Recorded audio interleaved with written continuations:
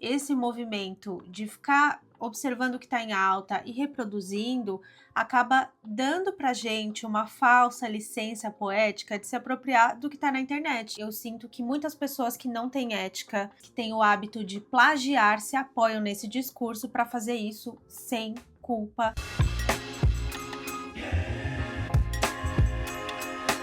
Oiê, eu sou a Laís Desenha, sejam muito bem-vindos ao meu canal. Eu sinto que o tema de hoje vai ser muito interessante para quem trabalha na área criativa e eu sou formada em design gráfico e muito dos processos que eu vou compartilhar aqui com vocês tem a ver com a minha formação e tudo que eu aprendi lá naquele período da faculdade e que eu levo comigo até hoje. Eu pensei em gravar sobre esse tema porque eu tô honestamente muito cansada de entrar nas redes sociais e ver todo mundo fazendo a mesma coisa sempre. Todo início de vídeo começa igual, todo mundo começa andando com o microfoninho na mão, todo mundo tem o mesmo tom de voz, fala as mesmas gírias, todo mundo tem os mesmos trejeitos de blogueira. E esse comportamento de todo mundo fazer o que está em alta só porque está em alta, não é só no meio da criação de conteúdo, mas isso também se reflete nas outras áreas, inclusive na arte e no design. Para mim, o complicado disso, da gente só ficar fazendo o que tá em alta e seguir o hype do momento, a tendência do momento, é que a gente começa a ver cada vez menos conteúdo autêntico e cada vez mais reprodução do que já deu certo, da fórmula do sucesso do momento. Porque tá todo mundo fazendo a mesma coisa, da mesma forma,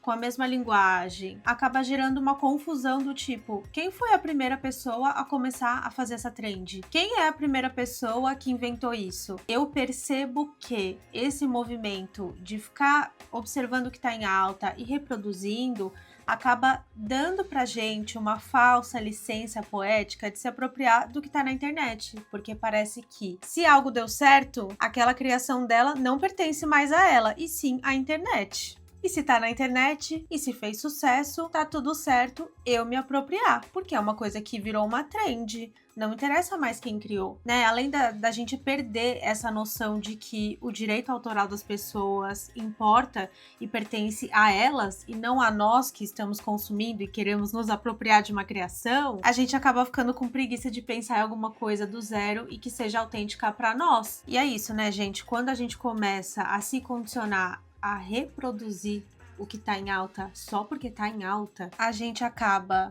como eu falei lá no comecinho, tendo pessoas cada vez menos autênticas surgindo, como também a gente vai perdendo o hábito de criar. A gente começa a aprender a reproduzir. É muito difícil de você começar alguma coisa do zero, porque para além de ser uma coisa muito mais arriscada, a gente às vezes nem sabe como olhar para dentro e perceber o que faz sentido pra gente e não pra tendência do momento.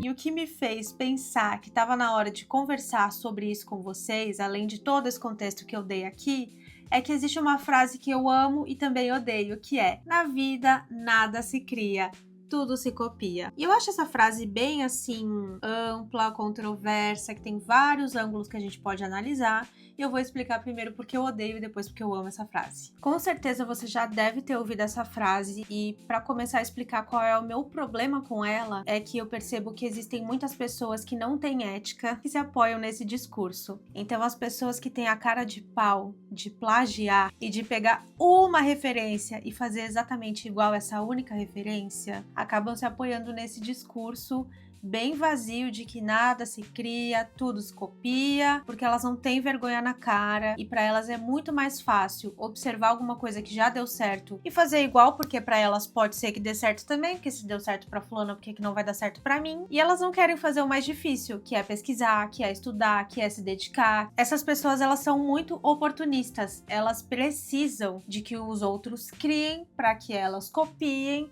e daí tenham algum tipo de retorno com base nisso. Então é por isso que eu tenho um grande problema com essa frase. Eu sinto que muitas pessoas que não têm ética e profissionais que têm o hábito de plagiar se apoiam nesse discurso para fazer isso sem culpa e para poder se justificar para os outros quando dá ruim, porque spoiler, sempre dá ruim, porque existem leis de direito autoral que protegem a propriedade intelectual dos artistas e dos criadores, tá? Mas acho que isso é assunto para outro vídeo, para outro momento. E fora que essa coisa de ficar copiando, especialmente criadores grandes que fazem isso com pessoas menores, já tá muito batido e o público não gosta, né? Eu mesma fui uma pessoa que já passou por isso, sendo uma pequena criadora de conteúdo e artista. Já teve um caso de que a pessoa se apropriou de uma criação muito pessoal minha e levou todos os créditos por isso. É muito mais fácil você pegar o trabalho duro de alguém que não tem visibilidade, porque basicamente vai ser muito difícil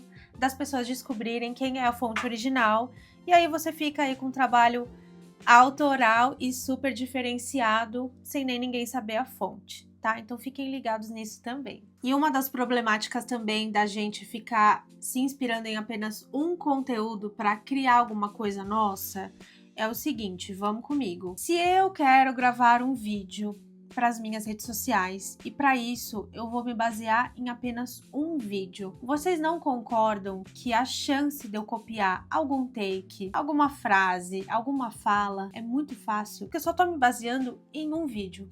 Eu vi um único vídeo e a partir disso eu vou fazer o meu. Então é por isso que eu acredito que esse discurso do nada se cria, tudo se copia, acaba sendo preguiçoso e perigoso, porque normalmente as pessoas que se apoiam nesse discurso acabam fazendo isso. Elas pegam uma fonte, bebem dessa única fonte, fazem algo inspirado, sendo que é um plágio, uma cópia, né? Fere os direitos autorais dessa criadora em específico, seja lá qual for a forma de arte aí que ela fez. E aí a pessoa se sente confortável e segura porque nada se cria, né? Tudo se copia. Então, pra mim, essa acaba sendo a grande problemática realmente, né? Você pegar uma coisa e fazer algo, mesmo que sem querer, muito igual a essa coisa, porque você só viu um vídeo, né? Enfim, gente.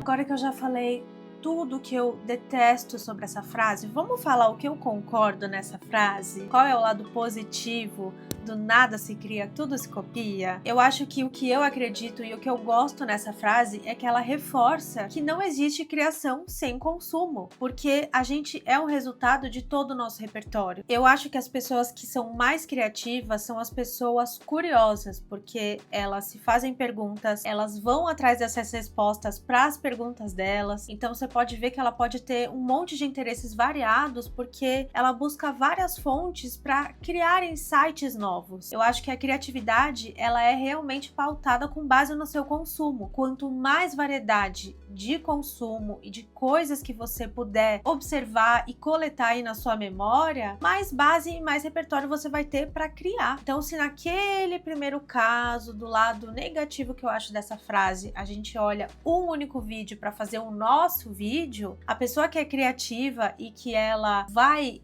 copiar de várias fontes para criar uma coisa autêntica e que tem a ver com ela, é que ela tá fazendo justamente isso, um recorte de todas as referências que fazem parte do universo dela, para daí criar algo que represente a ela. Mas a gente é um resultado de todas essas coisas que estão dentro de nós. Faz sentido? Por exemplo, se eu sou uma pessoa que quer escrever um livro, o que eu preciso fazer? Eu preciso ler livros, até para conseguir entender os estilos de escrita, perceber ali, né, com um olhar mais crítico, as formas que os capítulos de determinado autor começam, como normalmente se faz uma estrutura ali de roteiro. Eu preciso ter esse repertório de leitura se eu pretendo escrever. Se eu tenho o sonho de dirigir um comercial, eu preciso assistir publicidade. Eu preciso me inteirar no que acontece aí no mundo da propaganda, né? Eu preciso mergulhar nesse mundo da direção. Eu preciso começar a acompanhar o que as pessoas que dirigem fazem, para que eu também tenha base para fazer da minha forma. Se eu quero criar vídeo, eu não posso ter uma pessoa só para me inspirar. Eu tenho que acompanhar vários canais, eu preciso acompanhar vários estilos, vários criadores, porque senão a chance de eu ser uma copycat é muito fácil. Então é isso que eu gosto e que eu acredito nessa frase de que nada se cria, tudo se copia, porque ela incentiva de certa forma o consumo, porque sem consumo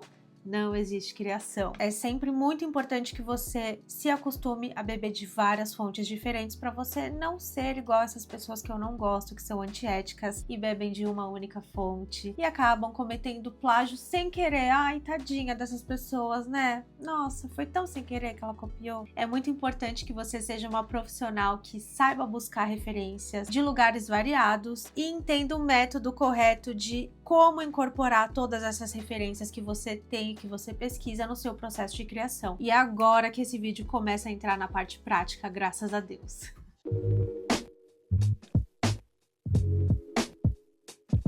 A primeira dica que eu posso dar para você, então, começar a fazer esse exercício de criar do zero é entenda o seu ponto de partida. Por que eu vou criar? É muito importante que você entenda o seu porquê, o seu motivo. Eu acho que quando a gente vai criar alguma coisa e a gente não tem muito claro na nossa cabeça o nosso porquê, o nosso motivo, fica muito fácil da gente se perder, se desconectar com nós mesmos e acabar partindo aí para esse caminho mais fácil de ver o que as pessoas estão fazendo e a partir do que elas estão fazendo você começar a fazer de uma forma igual, bem parecida, sabe assim? E quando essa criação se trata de um projeto pessoal, isso acaba ficando ainda mais difícil. Às vezes a gente não consegue muito bem entender o porquê a gente quer criar determinadas coisas. A gente sabe que a gente quer fazer alguma coisa, mas a gente não consegue às vezes se conectar muito bem com o motivo. E é aí que eu acho que o trabalho de autoinvestigação é muito importante. E para isso eu vou usar 2 casos para ficar ainda mais explicadinho de como você vai encontrar o seu porquê, o seu motivo de criar em determinados cenários. No primeiro cenário, eu vou comentar sobre projetos pessoais e para isso eu vou usar como exemplo o meu planner. O meu planner de 2025, que inclusive tem um vídeo aqui no meu canal contando todo o processo de criação, caso você queira ver. Ele foi um projeto pessoal onde eu sabia que eu queria ter um planner, mas antes de começar a criar, eu precisei me conectar comigo mesma para entender o porquê eu queria criar esse planner. E foi aí que começou esse trabalho de autoinvestigação. Eu sou uma pessoa muito criativa, que tem uma tendência aí ao caos e por conta disso eu preciso de estrutura na minha rotina. Mas eu preciso também que essa estrutura seja de certa forma lúdica, para não pesar muito, e ela precisa me trazer algum tipo de recompensa também. Por essa autoinvestigação, eu já consegui entender coisas que justifiquem o meu porquê, a minha motivação com esse projeto pessoal chamado Planner 2025. Eu precisava de uma ferramenta prática para lidar com o meu caos de uma forma lúdica que não me sufoque. Então a gente tem esse porquê, esse motivo bem definido e agora que eu entendi isso, eu posso ir para os próximos passos. Mas antes, eu vou dar mais um exemplo, agora no caso de você criar para alguém. Como eu vou entender o porquê a pessoa está querendo me contratar? Às vezes a gente tem muita ansiedade, já quer entender a parte prática do trabalho, né? Tipo, quais são as paletas de cores que você gosta,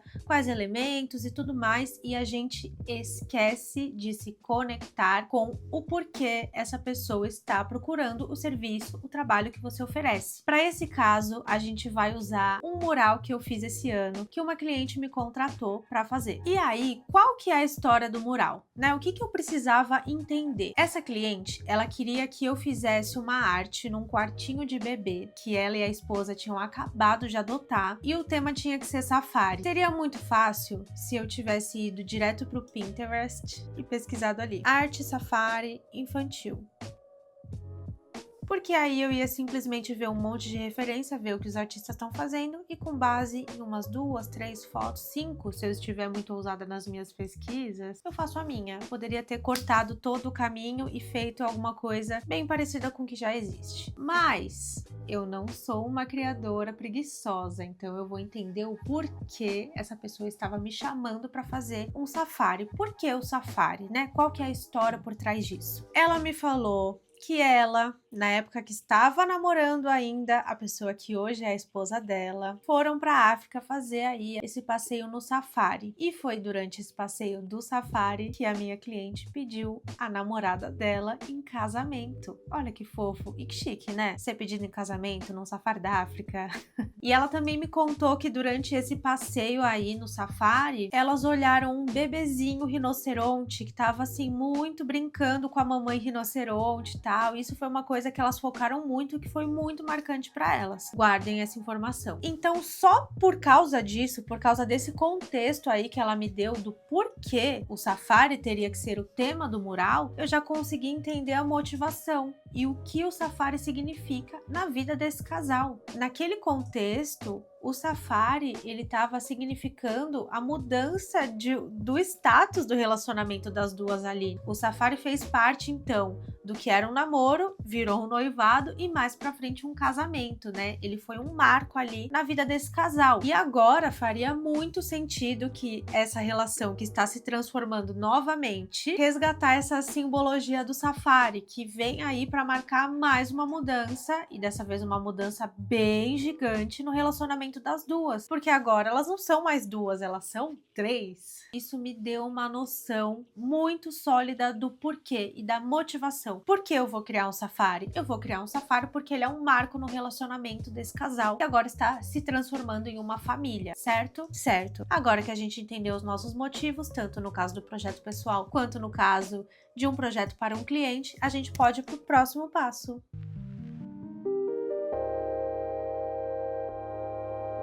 Agora eu vou explicar para vocês por que é tão importante ter essa noção da motivação e do conceito, né, por trás da nossa história. No caso do meu projeto pessoal, que eu tô falando aí do meu planner, eu entendi comigo que a minha motivação era criar uma ferramenta que fosse lúdica para me ajudar na minha vida prática, para dar uma contida no meu caos interno. E para isso, eu precisava pensar para além da parte estética e visual desse planner. Então, eu acabei mergulhando em pesquisas de métodos de organização. Dei uma pesquisada também na psicologia das cores, porque como eu falei, eu precisava de coisas lúdicas e para mim, inserir cor no nosso dia é uma forma de deixar as coisas um pouco mais divertidas e mais leves. Então, a partir do momento que eu consegui entender todos os meus motivos e fui abstraindo para como eu iria resolver essa minha questão, esse meu motivo, agora eu vou começar a mergulhar aí nessas pesquisas, né, que foi o que eu fiz. Então, assim, gente, é uma pesquisa muito mais profunda do que se eu tivesse digitado, sei lá, no Behance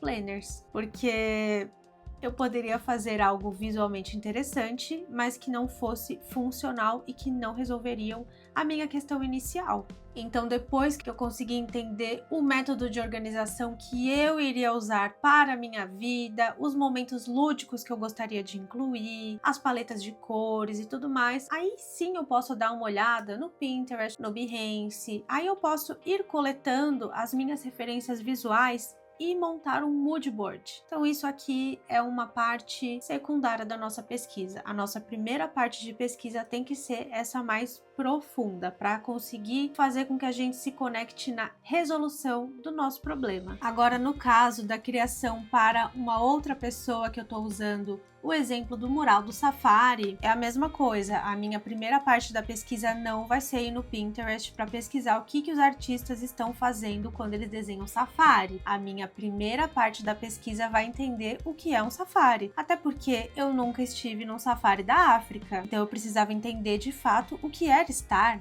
num safari da África. Então, para isso, o que eu preciso fazer? Assistir vídeos de safari na África. E outro pedido da minha cliente foi que eu incluísse os Big Five do safari nessa arte que eu ia fazer para ela. E durante a minha pesquisa, eu também fui entendendo quem eram esses animais que faziam parte desse elenco. Ela também tinha me pedido para incluir uma girafa. Então, eu fui especificamente pesquisando vídeos sobre esses animais, para conseguir realmente visualizar de uma forma mais imersiva qual é a experiência de estar num safari da África. E aí, lembra daquela informação que eu pedi para vocês guardarem? contarem que elas se apaixonaram por um bebê rinoceronte que estava brincando com a mamãe rinoceronte. Então, como eu fiquei muito com isso na cabeça, eu achei que seria muito legal pesquisar esses animais em momentos em que eles estivessem mais descontraídos e mais brincalhões. Porque, por exemplo, quando a gente pensa num leão, a gente tá pensando muito mais nele naquela forma de rei da selva, uma coisa mais agressiva, né, rugindo. Mas como elas pegaram o rinoceronte bebê com a mãe bebê num momento muito inusitado ali de brincadeira, eu achei que faria muito sentido se todos os animais ali do safari também estivessem nessa vibe. Então até achei uma imagem de um leão que tá se espreguiçando, parece que ele tá fazendo uma yoga. Eu achei uma imagem de um búfalo mostrando a língua. Então eu comecei a pesquisar esses animais de uma forma mais brincalhona e mais lúdica, porque isso também faria muito sentido com o contexto de mural infantil, né, para um bebê. Então, de novo, agora que eu já fiz a minha pesquisa mais profunda e mais difícil e direto na fonte, eu posso ir pro Pinterest, pro Behance e pesquisar o que os artistas estão fazendo quando o tópico é safari infantil, né? Então, depois que eu já tive ali as minhas ideias com base nas minhas percepções, das minhas pesquisas, da teoria, agora eu posso dar uma olhada na parte visual e eu também vou coletando todas essas imagens que eu achei interessante, tanto dos animais brincando, dos cenários e tudo mais, e vou colocando tudo no mood board, assim como eu fiz no projeto pessoal. Mas essa parte das referências visuais eu gosto sempre de deixar por último nas minhas pesquisas mais teóricas. O mood board feito, vamos para a próxima dica.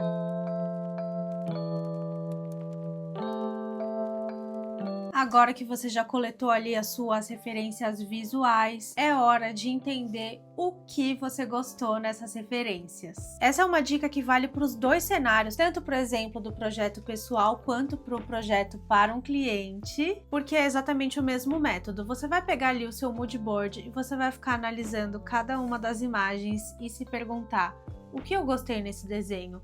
O que eu gostei nessa diagramação? Se de repente uma das imagens que eu pesquisei no meu mood board do planner, eu posso ter gostado muito da diagramação de uma página, como as fontes têm um papel muito essencial nessa diagramação para ela ficar mais funcional e tal, eu tenho que anotar isso. Gostei do uso das cores, gostei do contraste, eu gosto desse contraste da fonte bem bold com serif e depois uma fonte itálica light, sabe? É interessante você ir anotando mesmo, tá? Pega um caderno e vai anotando, ou no próprio mood board, se você tá fazendo ele em algum lugar, mas é legal você fazer mesmo essa anotação e ter esse exercício de se perguntar o que foi que eu gostei e o que fez com que meus olhos saltassem para essa referência, né? E é claro que esse exercício ele vai ficar mais fácil conforme o tempo, conforme a prática, né? Isso vai acabar ficando tão automatizado para você, que talvez depois de um tempo você não sinta tanta necessidade de anotar absolutamente tudo sobre cada uma das imagens. Mas é muito importante que nesse começo que você está aprendendo a deixar a sua pesquisa um pouquinho mais funcional, você ter mesmo esse tempinho aí de anotar o que foi que eu gostei nessa referência e colocar isso em palavras. Enfim, é muito importante que você consiga olhar para suas anotações e entender quais são os elementos que você também vai precisar incorporar na sua arte, porque a resposta tá ali. Você deve ter gostado dessas referências por um motivo. Entenda esse motivo e leve esses elementos para o seu projeto. Depois que essa parte está finalizada, a gente vai para começar a rabiscar as nossas ideias. E sim, gente, é para rabiscar mesmo, é para fazer esboço. Nesse momento você não está pensando em entrega para cliente, ou você se está aí criando para o seu projeto pessoal, não está se julgando, você está só colocando para o papel, para fora, uma coisa que morava antes na sua cabeça. Então você vai pegar o seu sketchbook, você vai rabiscar, você vai desenhar a estrutura, você vai revisar as anotações que você fez com base no seu mood board. Esse é seu momento de pirar. O importante é que você realmente estruture as suas ideias no papel, porque na nossa cabeça a gente faz coisas incríveis, mas o difícil é colocar para fora. Então eu quero que você tome um tempo para realmente esboçar. capricha nesse esboço, capricha nesse rascunho, porque é a partir das estruturas que você está criando ali no papel para você mesmo, para realmente tirar da sua cabeça que muitas decisões para o seu projeto se tornarem uma realidade podem ser tomadas. Se você já assistiu o meu vlog do Planner, né, ou se você ainda não assistiu, vou reforçar de novo para você assistir, você vai ver que o esboço que eu fiz ali no meu sketchbook foi basicamente o que se tornou o pontapé inicial da minha diagramação. Se eu não tivesse tomado esse tempo para fazer esse estudo feito à mão, muito provavelmente o planner não teria ficado daquela forma. Então é por isso que eu falo que esse é um passo essencial. Realmente rabisque, coloque para fora. Até se você tá pensando num vídeo, você pode fazer storyboard. Vocês já ouviram falar nisso? Dá uma pesquisada aí sobre storyboard, como fazer. Então, se você tem alguma cena específica na sua cabeça, você pode dar uma rabiscada nela, desenhar como você quer mais ou menos esse enquadramento. Então, tem várias formas de você estruturar alguma coisa que estava na sua cabeça para sua execução ser muito mais rápida e fácil.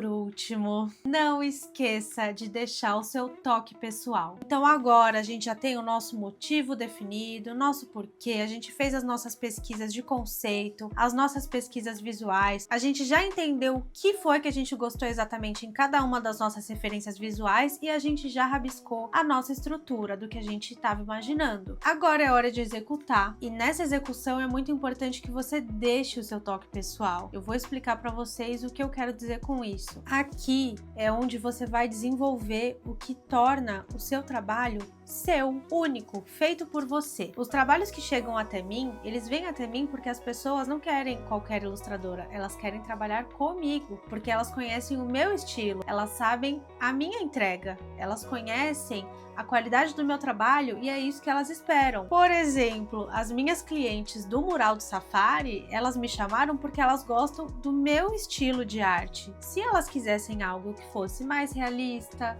ou talvez uma arte aquarelável, eu não seria a artista mais adequada para esse trabalho, porque não é o tipo de coisa que eu faço. Eu trabalho com desenhos que têm cara de desenhos, e porque elas se identificam com o meu estilo, elas me procuram. Da mesma forma que as pessoas que fazem estilo aquarela em parede, tem clientes que chegam até eles porque eles querem esse estilo e não algo parecido com o meu. Por exemplo, nesse mural do Safari da África, uma das coisas que para mim já virou assim uma assinatura minha é o meu solzinho suavinho. Eu sempre dou um jeito de incorporar ele, principalmente nesses murais infantis, porque eu sinto que tem tudo a ver com a minha personalidade e muitas vezes tem a ver com a demanda também que chega até mim. Então eu acho que cada vez mais, conforme eu for fazendo mais murais e as pessoas olharem esse solzinho, elas podem associar ele a mim, porque é um toque pessoal que eu faço questão de deixar sempre. No caso do meu projeto pessoal, que era o Planner, uma coisa que é muito característica do meu estilo são as cores fortes, né, as paletas de cores que eu penso e a minha personagem autobiográfica, O Mocinha Braba, que também já tem vídeo aqui no canal contando sobre a história dela. E eu percebi que ela deveria ser a protagonista do meu planner, porque ela conta muito sobre a minha personalidade e faz parte do meu estilo pessoal. Então, nesse momento que você está executando, é muito importante se perguntar qual é a sua marca e qual é o estilo que você vai deixar e que vai diferenciar você dos outros, porque é isso que as pessoas autênticas fazem, elas conseguem olhar para si mesmas e entenderem o que torna elas únicas. É muito importante que você vá deixando seus trabalhos cada vez mais personalizados e cada vez mais a sua cara, para que você seja reconhecido por eles. Nossa, isso aqui virou um podcast. Eu falei demais, mas eu espero muito ter te ajudado e deixado aí alguns novos insights para você pensar aí sobre o seu processo de criação. Espero que alguma dessas dicas tenha feito sentido aí para vocês. Aproveita também para mandar esse vídeo para pessoas que você conhece que são dessa área criativa. Quem sabe o meu processo pode contribuir também com o delas. Eu vou pedir para você deixar o seu likezinho nesse vídeo, para você se inscrever no meu canal. Isso ajuda muito com o meu crescimento nessa rede. E é isso. Beijos e eu te vejo na semana que vem.